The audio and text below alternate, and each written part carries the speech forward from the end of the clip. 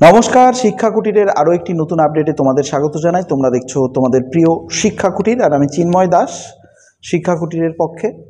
তো D.El.Ed 21-23 শিক্ষাবর্ষের review result অনেকেই review করেছিলে, বা পিপিএস বা পিপিআর যাই করো না কেন।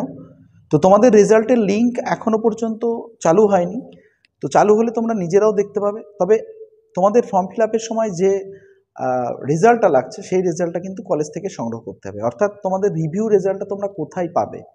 রিভিউ রেজাল্টটা কিন্তু কলেজ থেকেই সংগ্রহ করতে পারবে, কারণ কলেজগুলিকে অলরেডি রিভিউ রেজাল্ট পাঠিয়ে দেওয়া হয়েছে তাদের নিজস্ব লগ ইন আইডিতে।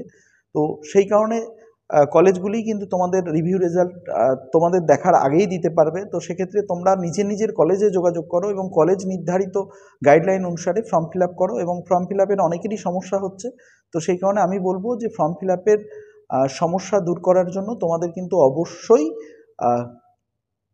2 তারিখের পরে ফর্ম ফিল আপ করাটা উচিত, এটা আমার মনে হয়। কারণ আমাকে অনেকেই কমেন্ট করেছে ফর্ম ফিল আপে সমস্যা হচ্ছে। তো সেই কারণে আমি বলবো 2 তারিখের পরে ফর্ম ফিল আপ করো, তাহলে পরে আশা করি কোনো সমস্যা হবে না। কারণ টাকার একটা বিপুল অ্যামাউন্ট রয়েছে যেহেতু, সেই কারণে খুব সাবধানে ফর্ম ফিল আপ করবে। ইউপিআই দিয়ে না করাই ভালো, তোমাদের কার্ডের মাধ্যমে পেমেন্ট করা ভালো। এবং পেমেন্টের সমস্ত বিষয়গুলো, স্টেপগুলো তোমরা অবশ্যই ছবি করে রাখবে বা ইমেজ করে রাখবে।